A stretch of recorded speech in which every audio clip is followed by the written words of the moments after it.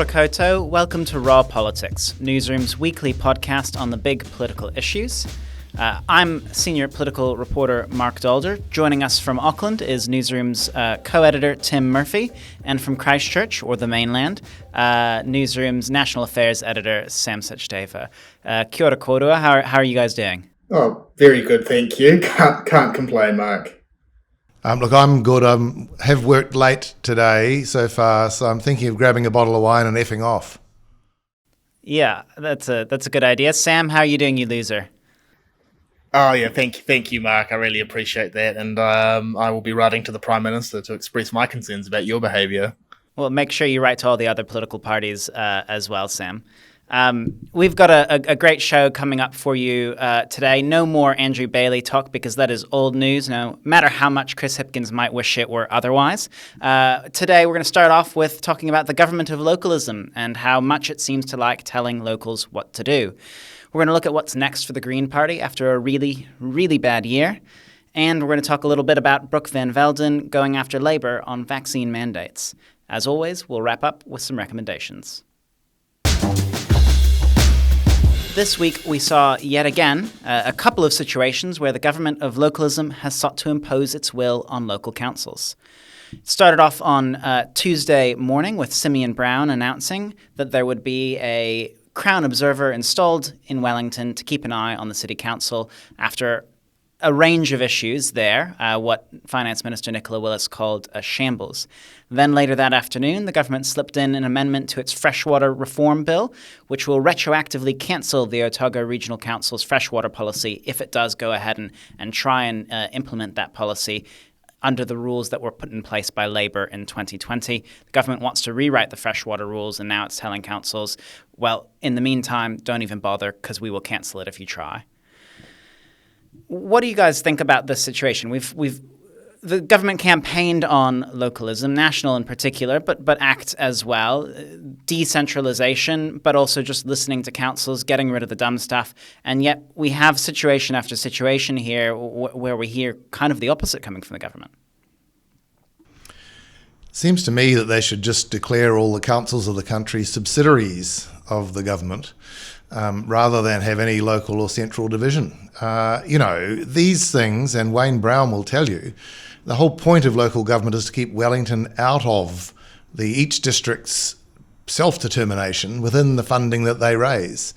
And yes, because they're beholden to central government for subsidy and roading funding and all the regulations that cover them, they're now on the point where they can't make independent calls really.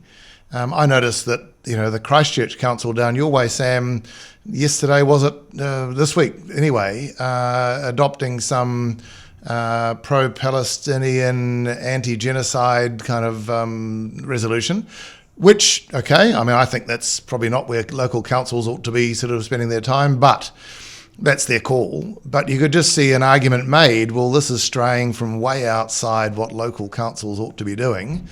And you could sort of feel the frowns from Wellington on that. And there's got to be a line where you set up and even if you don't devolve, like this government or these parties had kind of indicated they would, even if you don't do that you leave some things to be sorted at a local level. And it really is, I think councils are pretty worried by what's been happening, particularly with Wellington. Yeah. I'll give a bit of background on the Wellington situation because that does seem to have raised a lot of hackles across the country. Wellington approved its long-term plan in June. That's the 10-year plan that councils have to do. And as part of that, the council agreed to sell its, I think, 34% stake in Wellington Airport, taking that money and putting it into a future investment fund to help deal with basically any future natural hazard or crisis. There was then some controversy around that, particularly with the Mana Whenua representatives not being in the room for that vote. And so the council reconvened, a few councillors switched their votes, and the airport share sale was cancelled. Now the council has to go back to the drawing board in the long-term plan, not because the share revenue was going to be used to fund the services that the council was doing, but because holding on to those shares increases, I believe, the insurance obligations and the debt headroom that the council needs to have. So they need to cut about $600 million of capital expenditure. After this vote occurred, Nicola Willis, as I mentioned, called the council a shambles and suggested on the radio that the government was looking quite closely. That was Wednesday last week, and things have quite rapidly accelerated. Simeon Brown said, yes, well, maybe we'll look at a commissioner or an observer, or maybe I'll seek some advice. The advice came in over the weekend, and on Tuesday it was revealed. Simeon Brown says the advice told him that the council isn't using its balance sheet correctly, isn't funding its water infrastructure through debt, but instead through rates, and therefore there's reason to send in a Crown Observer till July. Sam, you were a Cub council reporter when the first ever Crown Observer was put in place in Christchurch in 2012. How does that situation compare to what I've laid out here, and is there anything that we can kind of glean from that?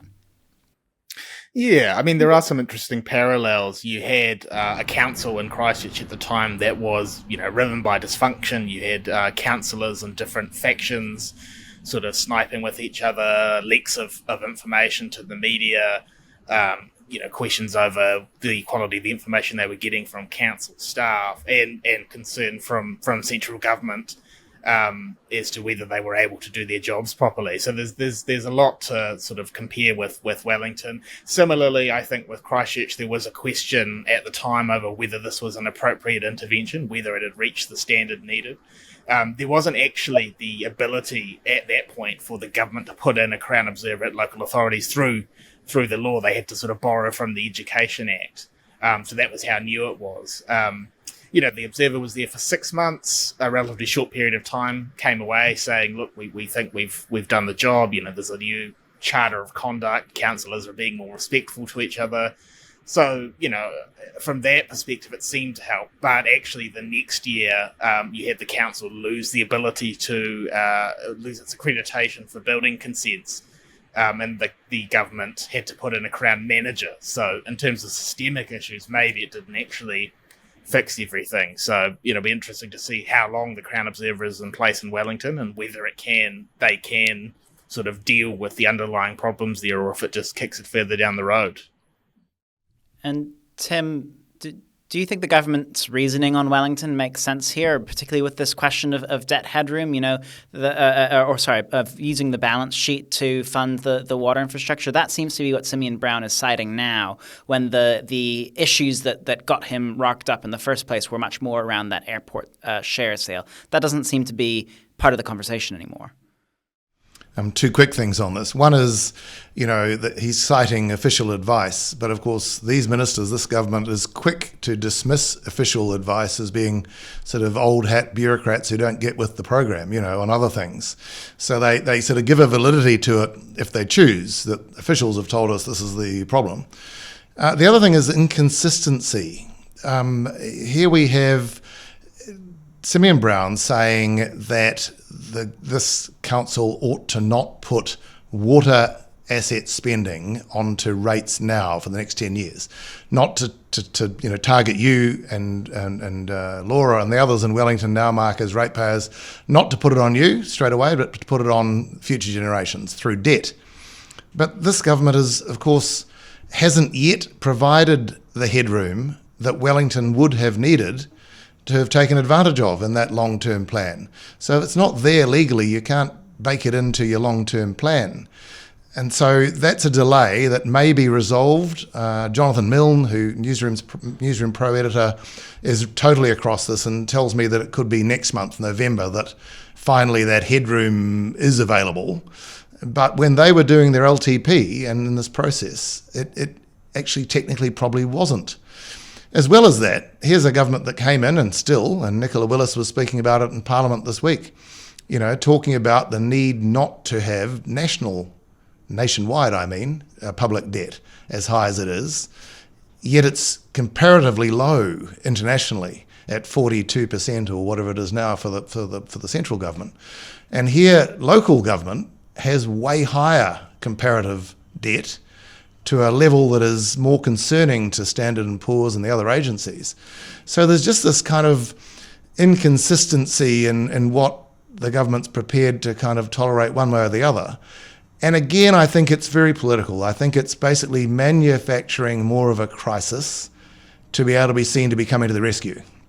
To be able to be seen to coming to the rescue to people who support the centre-right parties in central government and might well take that there's a need or some sense needed and to knock some of these councils' heads together. So it's very political. There may well be a point come November when the Headroom's available for that approach, and probably most councils and citizens would think, okay, we don't all pay for it now, we wait and pay it over time as you would your mortgage. And taking a zoom out from the Wellington situation in particular, this is not the first time that the government has tried to take issues out of councils' hands or told councils what to do. We discussed Christopher Luxon's speech at the LGNZ conference on this podcast, telling councils to stick with the basics and get rid of the white elephants. And we've also discussed a little bit the axing of the regional fuel tax, which is something Auckland Council wanted in order to fund its infrastructure. The Māori Wards Bill, which takes the question of Māori wards away from the elected councillors. Speed limits on local streets. Some of those were set by NZTA, but others were set by councils completely independently. They're all being rolled back by the government. Local transport infrastructure, cycling, public transport, a lot of that's been defunded. The Fast Track Bill, which is going to take some of those decisions out of councils' hands, and the government even proposing projects for fast tracking that councils have already rejected in the past. There's more a longer list to go, but in the interests of brevity, again, the government talked about localism a lot during the campaign, and it continues to now, right? A decent amount of the framing of that election campaign was, national is about local decision-making versus Labour's centralised decision-making. How does this all kind of math out? Why do we hear that rhetoric but not see it in what the government's actually doing? Well, I don't think this is just a national party thing or this current government. I think, most governments, or a lot of them, will talk a good game about localism and devolution of power. But once you're in there and you're holding office, it's pretty hard to let the reins go and give things up. I think the UK had this a little bit with their levelling up program, where there was meant to be greater devolution and control given to the regions or big cities there, and it didn't really seem to come to fruition. So, yeah, I think it's hard to marry the rhetoric from Christopher Luxon and others around localism with what you see, and I don't think it is localism, right? Or it's a very different form of it. But the calculation must be that actually it's better for them to sort of to hold things on and have a whack at councils, as Tim said. It can be a political tool to maybe distract from some of your own policy decisions, and any sort of downsides of not being seen to properly devolve power or empower local authorities is not going to be that much of a vote loser. And isn't there the thing that if the people of Wellington think this council and Tory whānau and all the others are performing poorly, aren't delivering, there's an election next year. There's a local election. That's probably what we're all about. Elections, giving the people their voice every 3 years, and they can turf them out and bring in a platform, a ticket that could come together saying we're going to do everything that this current central government wants, and see whether that gets take in Wellington. I think there's a real issue here of kind of going ahead of the democratic process and maybe just pretending there's more of a crisis than there is. Yeah, and I think that election point is key, right? Because there's no polling of local government elections. There almost never is. But the sense you get from reporting on Wellington and from the ways people talk about Wellington is that there is this mass of enraged ratepayers who are horrified at basically every decision the left-leaning council has made. And yet Wellington pretty regularly elects left-leaning councils. I wouldn't be surprised if they do it again next year. And so is this rhetoric that we hear from some people actually representative of the views of the majority of Wellington local voters? Maybe, maybe not, but you don't hear the other side nearly as much, I think. The Green Party's year-long nightmare is finally over.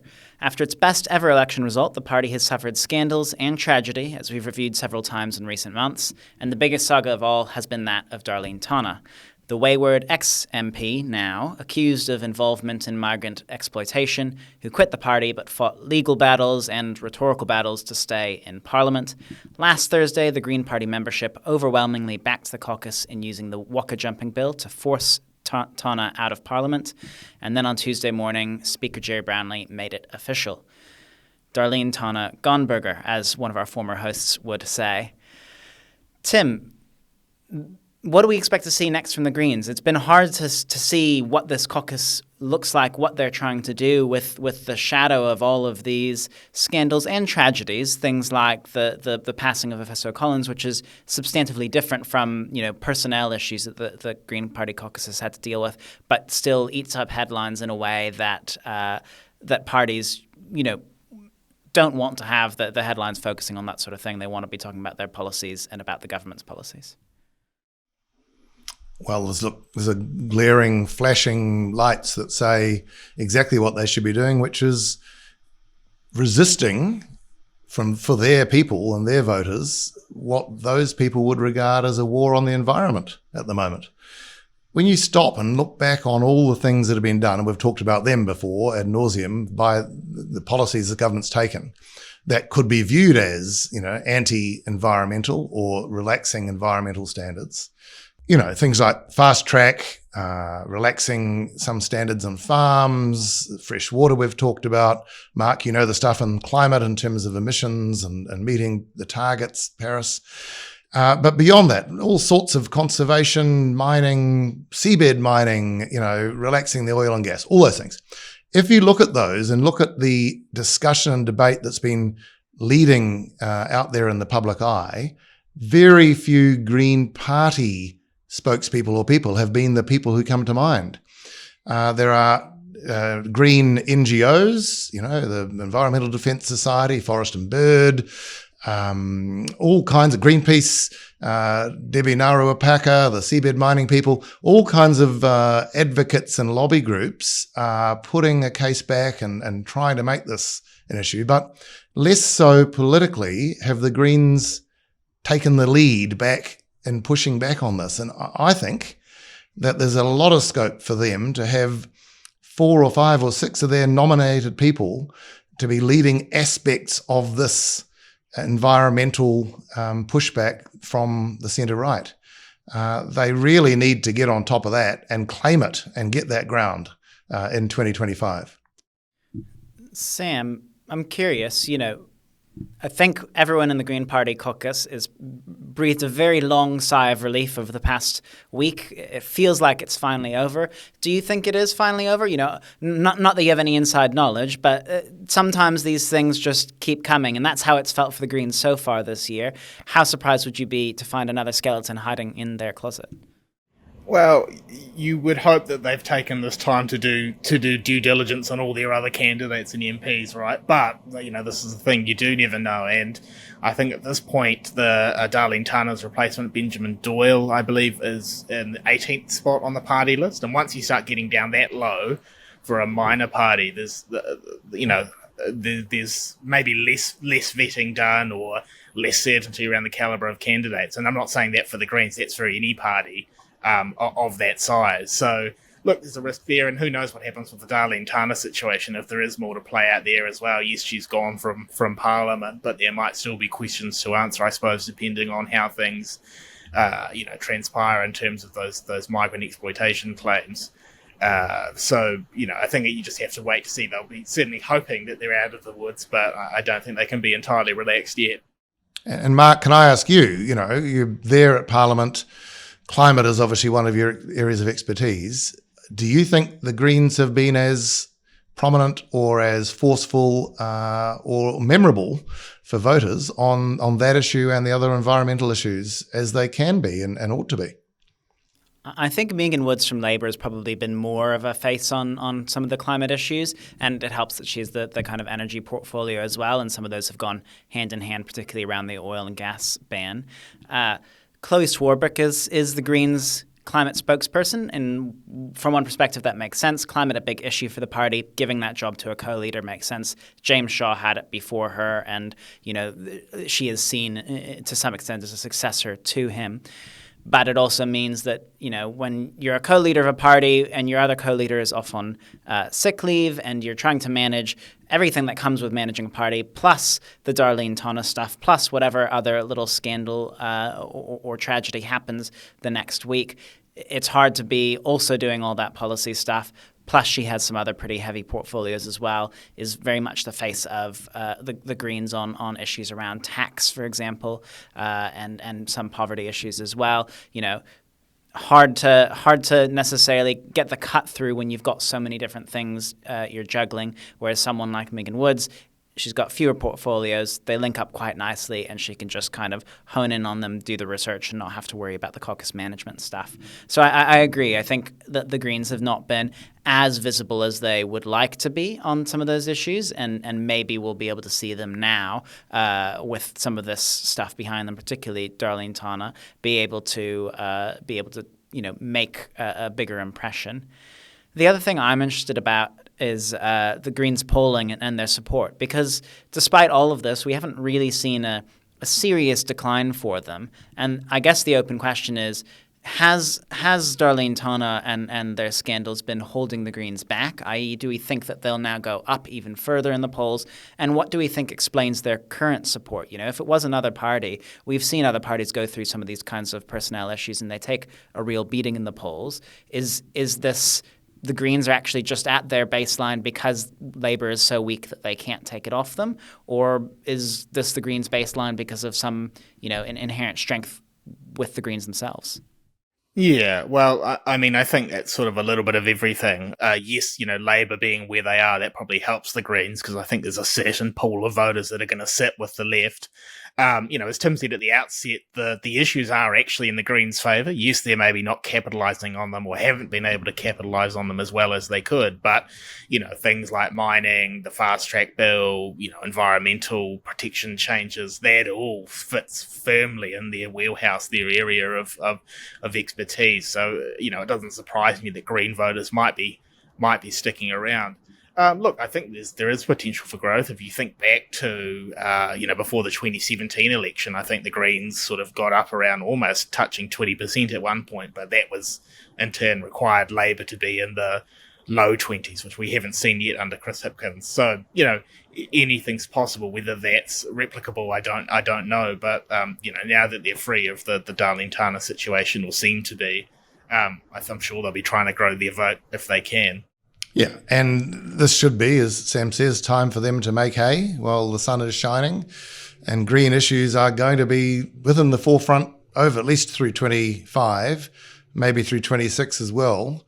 I would imagine if you had that party, you'd expect that party to have the absolute leading proponents and experts on, as I say, 4 or 5 of these major environmental issues all the time, and not be having the Labour person or the Te Pāti Māori person or the NGOs really claiming any of that ground. They should be not just commenting and putting out press releases, but investigating, disclosing, revealing, putting the government on the back foot, putting the bureaucracy on the back foot, putting the the companies and the corporations that might be taking advantage, and applicants as well.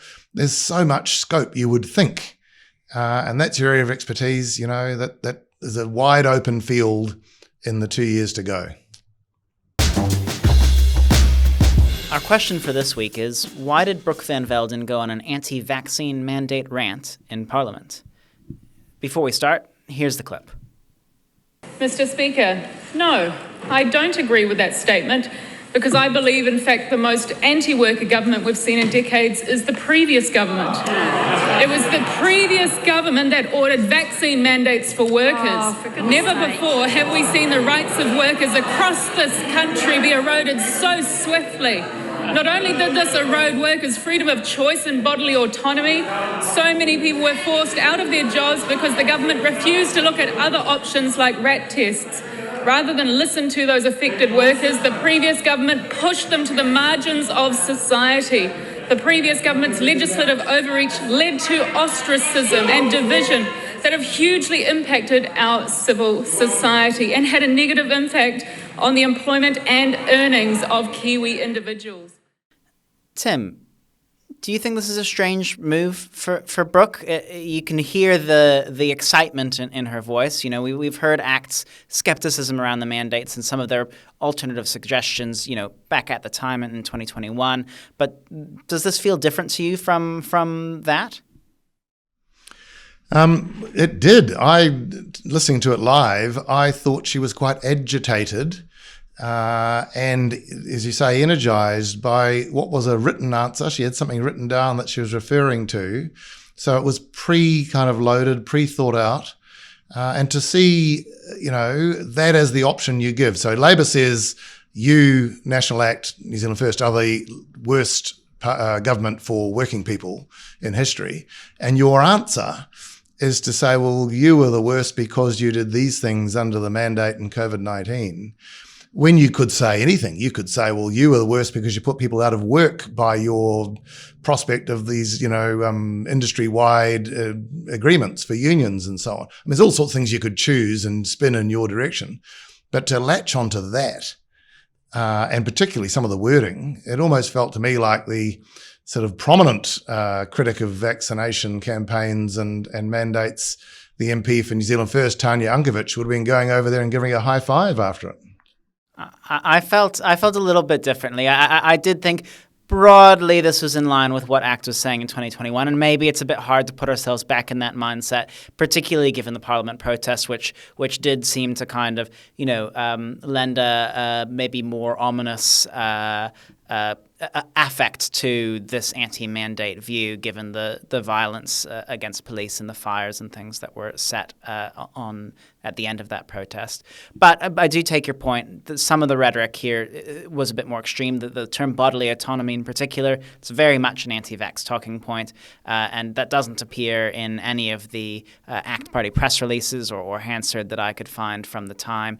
That feels maybe a little bit more wink, wink, nudge, nudge towards that kind of more extreme side of things. What do you think, Sam?